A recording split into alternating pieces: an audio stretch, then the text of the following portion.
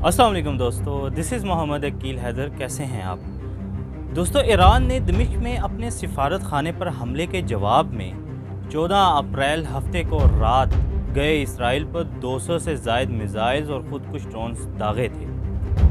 ये 1974 के बाद किसी भी मुल्क का इसराइल पर अपनी सरजमीन से पहला डायरेक्ट अटैक है। इसराइल के मुताबिक इसराइली एयर डिफेंस सिस्टम और इसके इत्तहादियों ने 90% से ज़ायद मिसाइल्स और ड्रोन्स को मार गिराया था। Explosions lit up Israel's night sky as interceptors took down dozens upon dozens of Iranian-launched drones. Israel's military spokesman said the nation's defense systems detected incoming drones, cruise missiles, and ballistic missiles launched from Iran and its proxies. Together with our allies and partners across the region, we are operating at this very moment to defend Israel from Iran's attack. और दोस्तों, अब इसमें कोई दो राय नहीं रही कि उर्दन के साथ सऊदी हुकूमत ने भी इसराइल की तरफ उड़ते ईरानी ड्रोन्स और मिसाइल्स को ना सिर्फ इंटरसेप्ट किया, बल्कि इन मिसाइल और ड्रोन्स को इसराइल की तरफ जाने से रोका भी। दोस्तों, ईरान और इसराइल में होने वाली इस छोटी सी झड़प की वजह से कहा जा रहा है कि उर्दन ने, सऊदी अरेबिया ने और मुत्तहिदा अरब इमारात ने इसराइल की मदद की है। और जहां तक उर्दन की बात है तो उर्दन ने गवर्नमेंट लेवल पर मान लिया है कि उन्होंने ईरान के मिसाइलों को गिराया है। यानी कि वो सरजमीन जहां इस्लाम शुरू हुआ, आज उसी सरजमीन से इस्लाम दुश्मन की हिफाजत की जा रही है। दोस्तों, इस ईरानी हमले के बाद इसराइल ने भी जवाबी कार्रवाई करने का ऐलान किया और कहा कि हम भी ईरान पर हमला करेंगे, जिसके रद्द अमल में ईरान ने भी दोबारा हमला करने का कहा। और इस सारी सूरत हाल के बाद सारी दुनिया को महसूस होने लगा कि अब शायद वर्ल्ड वॉर 3 इनके दरवाजे पर दस्तखत दे रही है। There were reports of explosions in Syria, Iraq, and most significantly in Iran, in the province of Isfahan, in the middle of the country.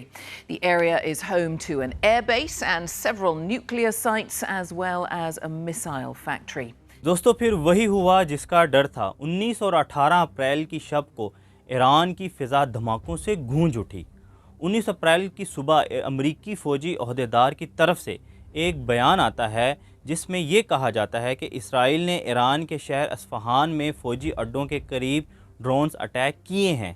इस इसराइली हमले के बाद सबको ये महसूस होने लगा कि अब ईरान दोबारा इसराइल के ऊपर अटैक करेगा, लेकिन होता इसके बिल्कुल बरअक्स है। पहले तो ईरानी ऑफिशियल की तरफ से इस हमले की तरदीद की गई, लेकिन बाद में इस हमले की तस्दीक भी कर दी गई और इसका तमस्खर भी उड़ाया गया कि इसराइल ने छोटे ड्रोन से ईरान के ऊपर हमला किया है, जो कि ईरानी एयर डिफेंस ने बाआसानी से मार गिराया। दोस्तों, अब तक ईरान ने कोई ख़ास कार्रवाई इसराइल के ख़िलाफ़ नहीं की, जिससे महसूस होने लगा है कि इसराइल और ईरान के दरमियान जो कशीदगी है वो फ़िलहाल के लिए टल चुकी है। और ये भी महसूस होने लगा है कि जो वर्ल्ड वॉर 3 के बादल सरों पर मंडला रहे थे वो भी टल चुके हैं। दोस्तों, ईरान के जवाबी फ़ज़ाई हमले पर ईरान की हैरत अंगेज़ संजीदा रद्द अमल को एक उम्मीद अफ़ज़ा अलामत के तौर पर देखा जा सकता है, जो कि कशीदगी के ख़ात्मे की तरफ एक इशारा है। लेकिन दोस्तों, इसमें एक सवाल ये पैदा होता है कि आखिरकार ईरान ने दोबारा कोई कार्रवाई क्यों नहीं की, जबकि ईरान बार बार धमकियाँ दे रहा था कि अब अगर इसराइल ने जवाबी कार्रवाई की तो अब घंटों में नहीं बल्कि 400 सेकंड्स के अंदर इसराइली सरजमीन पर बहुत बड़ा हमला करेंगे। दोस्तों, दोबारा हमला ना करने की संजीदगी इसलिए भी दिखाई दे रही है कि ईरान की इकॉनमी इस काबिल नहीं है कि वो एक डायरेक्ट जंग बर्दाश्त कर सके, क्योंकि मगरबी दुनिया की ईरान के ऊपर पाबंदियों की वजह से ईरान में इन्फ्लेशन रेट बहुत ज़्यादा हाई है और अब तक की रिपोर्ट के मुताबिक 40% से ज़्यादा इन्फ्लेशन रेट ईरान में रिकॉर्ड किया गया है। आप सोचें, अगर ईरान जंग में जाता है तो इसका इन्फ्लेशन रेट कहाँ पहुँचेगा।